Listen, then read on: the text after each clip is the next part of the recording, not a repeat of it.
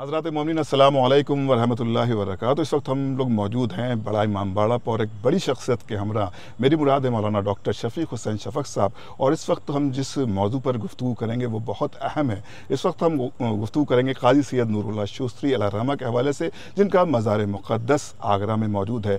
उनका सबब शहादत क्या था और शियों में उनकी जो अहमियत और इज़्ज़त है और जिस तरह से लोग वहाँ पर पहुँचते हैं ज़ियारत के हवाले से, तो इन शख्सियत के बारे में हमारा जो नौजवान तबका है उसको भी पता चलना चाहिए कि उनकी अहमियत किस बिना पर है और उनकी क्या खुसूसियत रही और क्या कारनामे उन्होंने अंजाम दिए। तो क़िबला आपका इस्तकबाल करते हैं और ख़ास गुफ्तगू करते हैं काजी नूरुल्लाह शोस्तरी अलैहिर्रहमा के हवाले से।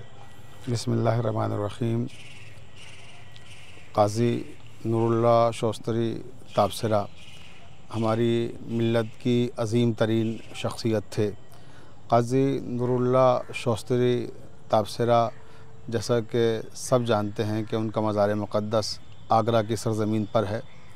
वो आज से तकरीबन 475 साल पहले पैदा हुए थे और तकरीबन उनकी शहादत के 150 या 200 साल के बाद, अलग अलग रिवायतें हैं तारीख़ में, उसके बाद उनकी कब्र दरियाफ़्त की गई और वो मज़ार मुक़द्दस तामीर किया गया जो आज आप देख रहे हैं आगरा में मौजूद है।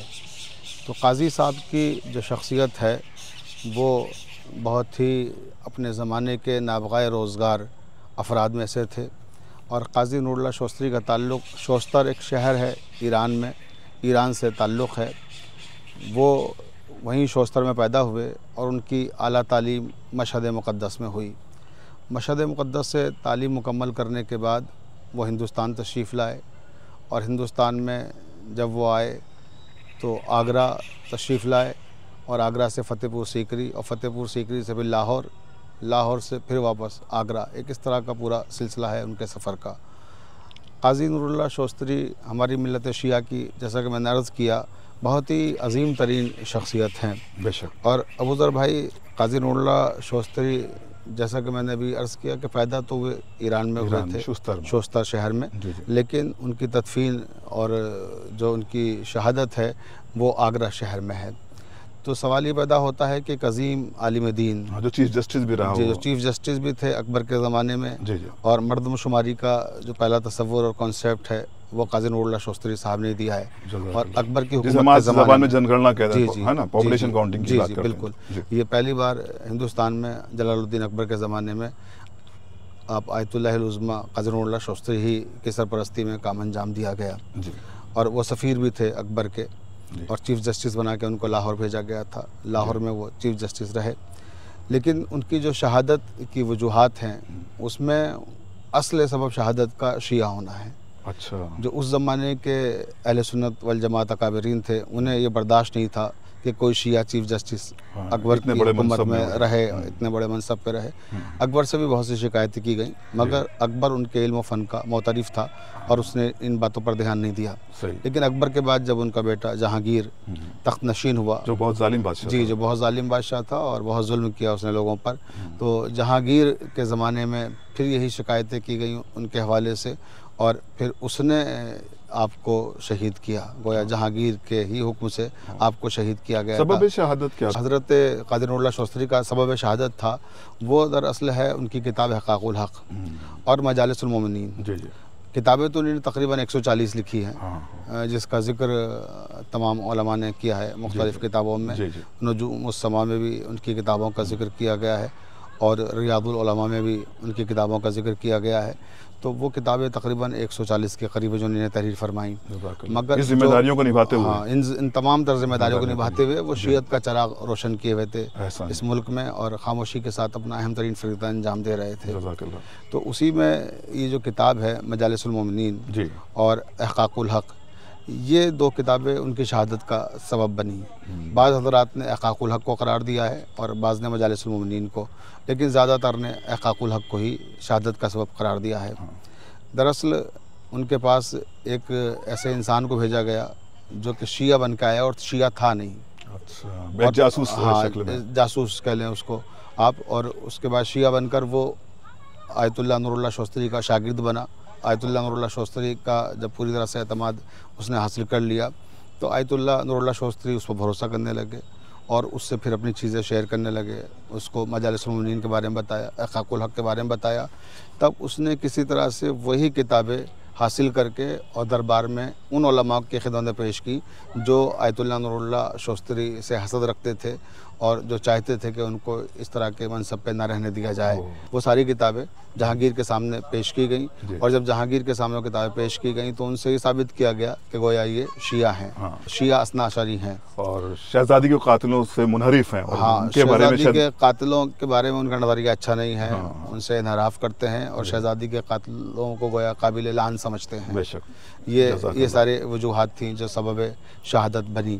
लेकिन इसी के साथ साथ क़ाज़ी नूरुल्लाह शोस्तरी ने जो ये किताब लिखी है मजालिस उल-मोमिनीन, इसमें शिया उलमाए किराम, शिया शोराए किराम, उदबा, हुक्मा, दानिश्वरान, इल्म रिजाल के माहिरीन, ये तमाम अहम तरीन शिया थे, उनका गोया एक तरह से तस्करा है जो ये साबित करता था कि गोया आप शिया हैं। बेशक। और आपने अपने आप को तक़िये में रखा हुआ था। अच्छा, कि आप इनकार नहीं करते थे। हाँ। और न इसरार करते थे किसी चीज़ के लिए और खामोशी अख्तियार कर रहते थे।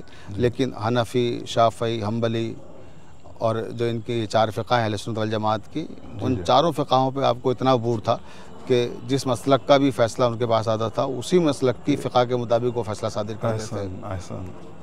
तो ये सबब था उनकी शहादत का। फिर वो शहादत के जो वाक़यात उसमें मुख्तलिफ मैंने रवायात सुनी तो उसमें हकीकतन जो लोग ज़ोर देते हैं कि मतलब उनकी गुद्दी से ज़बान खींची गई, इस तरह के क्या वाक़यात हैं?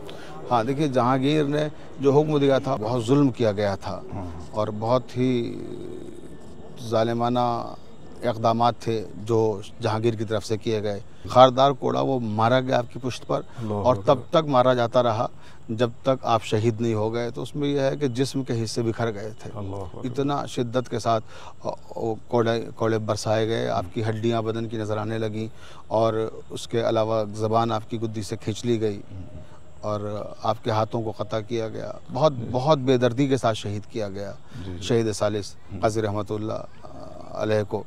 तो ये बड़ी मज़लूमाना शहादत है और रिवायत के फ़िक्र हैं कि शहादत से पहले क़ाज़ी साहब ने इमाम ज़मान अज्जलल्लाहु ताला फ़रजहू शरीफ से इज़्न भी लिया था शहादत का। कुछ कंकरियाँ उछालने का मसला था, कुछ इस तरह के इस्तिखारा लिख के और ऊपर से उछाला था, उस पर जवाब फिर आया कि गोया शहादत को कबूल कर लें आप।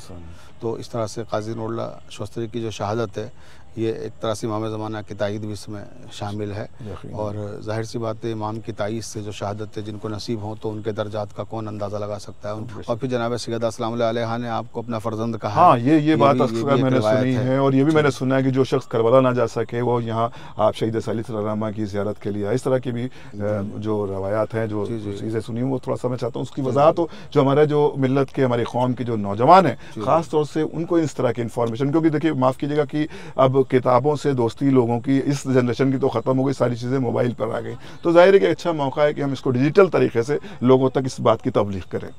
तो शहादत का देखिए जहाँ तक मामला है, एक तो ये मैंने अर्ज़ किया कि रिवायत ये थी कि जो खारदार कोड़ा था उसके ज़रिए से उनको शहीद किया गया।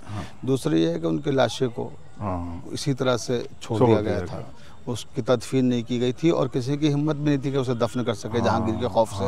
उस जमाने में जंगल हुआ करता जिससे आज मज़ार है, आगरा है, बिल्कुल वहाँ पर बयाबान था, जंगल था, सहरा था, उनका लाशा गोया पड़ा हुआ था। और फिर 2 रिवायतें हैं कि जहांगीर के ख्वाब में पैगम्बर सल्लल्लाहु अलैहि वसल्लम तशरीफ़ लाए और गज़बनाक हुए तो उसने इज़्न दिया कि भी दफन कर दिया जाए। और एक रिवायत ये है कि ग्वालियर का एक ताजिर था ईरानी, उसके ख्वाब में जनाब सैयदा सलामुल्लाह अलैहा तशरीफ़ लाई। उन्होंने कहा कि मेरे बेटे का लाशा आगरा में बेगोरो कफन पड़ा हुआ है और उसे जाके दफन करो।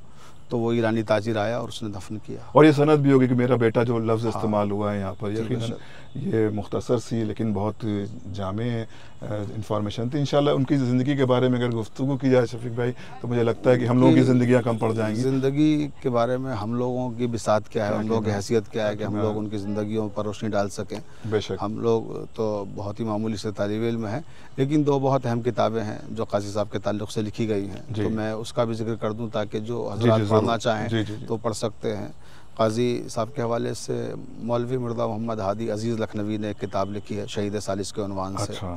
तो वो किताब भी बड़ी अहम है। क्या उन्होंने उसका क्या टाइटल है? शहीद सालिस उसका। अच्छा, उसका नाम है। शहीद सालिस वो है, जिसमें उनकी सवाने उम्री है और उसमें आखिर में 2 तवील नज़में भी शामिल की गई हैं। और वो सफ़ी लखनवी की एक नज़म है जो शहीद सालिस के ताल्लुक़ से है। अच्छा। और एक नज़म खुद अजीज़ लखनवी तो उनकी उसमें फजीलत बयान की गई है, उनकी ज़िंदगी के बारे में, उसमें उनकी ज़िंदगी के जो कारनामे हैं उनको मंजूम पेश किया गया है। और हफ्तबंद हैं इनके, तो 7 बंद हैं बाकायदा अजीज़ लखनवी के, और उनकी मुसलसल मसनवी की शक्ल में नज़म है सफ़ी लखनवी की। जज़ाकल्लाह। तो ये दोनों नज़में बहुत अहम हैं। यूँ तो बहुत सारे शोराए किराम ने नज़राना अक़ीदा शहीद की बारगाह में पेश किया है। बेशक, वो सिलसिला जारी भी है। सिलसिला जारी है और किताबें भी बहुत सी लिखी गई हैं। एक किताब मुफस्सिर कुरान मौलाना रईस अहमद जारचवी साहब क़िबला ने भी तहरीर की है। जी जी जी। वो भी बाज़ार में मौजूद है शहीद सालिस रहमतुल्लाह अलैह के हवाले से। और एक किताब का मैंने ज़िक्र किया, मौलवी मिर्ज़ा मोहम्मद हादी अज़ीज़ लखनवी की किताब है। और मज़ामीन मुख्तलिफ़ अख़बारात वग़ैरह में उस ज़माने में आते हैं जब 4 रोज़ा मजालिस मुनक़िद होती हैं। इन मजालिस को मुनक़िद होते हुए भी तकरीबन 112 साल हो जाएंगे इस साल इंशाअल्लाह। जी जी। और जैसा कि मैंने अर्ज़ किया कि आपको शहीद किए हुए 415 साल हो चुके हैं इस साल। जी जी। और ये जो मजालिस मुनक़िद हो रही हैं ये इनको 112 साल हो जाएंगे। और इसके अलावा जो शहीद रहमतुल्लाह अलैह के हवाले से जो एक और ख़ास बात है जो मैं अर्ज़ करना चाहता हूँ वो ये है कि ये जो मज़ार मुक़द्दस है शहीद का, जी जी, इस बारगाह की बड़ी ख़ुसूसियात हैं। ज़ाहिर सी बात है जनाब सैयद सलामुल्लाह अलैह जिन्हें अपना बेटा कहें तो उनका मर्तबा क्या होगा, इमाम ज़माना जिनकी शहादत पे गोया हमारा तस्दीक़ सब्त करें तो उनका मर्तबा क्या होगा। तो इस हवाले से मुझे जब मैं इंडिया से बाहर जाता हूँ कनाडा वगैरह में और दूसरे ममालिक में, तो मुझे मोमिनीन मिलते हैं बहुत से जो यहाँ से गए हुए हैं। कुछ ऐसे लोग मिलते हैं कि जो पाकिस्तान से आए हैं, तो यहाँ के बड़े मौजूज़ात और वाक़यात बयान करते हैं। ख़ासकर औलाद के सिलसिले में है कि जिसके यहाँ औलाद ना होती हो वो काजी साहब के मज़ार पर आके औलाद मांगे और सिद्क़ नीयत के साथ वो इरादा करे। तो काजी साहब की मज़ार पर जब वो आता है और वो नीयत करता है, औलाद मांगता है, अगले साल की वो तारीख़ आने से पहले उसे आले मोहम्मद अलैहिस्सलाम के सदक़े में औलाद की रहमत से मालामाल कर दिया जाता है। तो ऐसे मुझे बहुत सारे लोग इंडिया से बाहर मिले जिन्होंने बताया कि हमें हमारे वालिदैन ने काजी साहब के मज़ार पर जाके दुआ मांगी थी और हम उनके सदक़े में गोया इस दुनिया में वजूद में आए। और ऐसे बहुत से वाक़यात हैं और बहुत से लोग अभी भी मेरे राब्ते में हैं कि जब आगरे की मजालिस का हम इश्तहार जारी करते हैं तो वो लोग वहाँ से रब्ता कायम करते हैं और बताते हैं अपने बारे में कि साहब हमारी विलादत इस तरह से हुई, हमारी विलादत इस तरह से हुई। तो ऐसे बहुत सारे मौजूज़ात व करामात हैं जो शहीद की बारगाह से मुख्तस हैं। जज़ाकल्लाह। तो ये देखिए बहुत मुख्तसर और बहुत जामे गुफ्तगू हुई मौलाना डॉक्टर मिर्ज़ा शफ़ीक़ साहब के हमरा। इंशाअल्लाह ये सिलसिला आगे भी जारी रहेगा क्योंकि मज़ार शहीद सालिस रहमा पर मजालिस का सिलसिला भी शुरू होने वाला है अक्टूबर माह में। तो इंशाअल्लाह तमाम मोमिनीन से एक बार फिर इस हवाले से भी मैं गुजारिश करूँगा क्योंकि ये मजालिस से जो मुनक़िद की जा रही हैं 4 रोज़ा, उसमें कोऑर्डिनेटर जनाब मौलाना डॉक्टर मिर्ज़ा शफ़ीक़ हुसैन शफ़क़ साहब हैं। और ये मजालिस से शिया सेंट्रल बोर्ड की जानिब से इंशाअल्लाह 20, 21, 22, 23 अक्टूबर को मज़ार शहीद सालिस रहमा आगरा पर मुनक़िद होंगी। तमाम मोमिनीन से गुजारिश है उसमें भी कसीर तादाद में शिरकत फरमाएं। खुदा हाफ़िज़, वस्सलाम।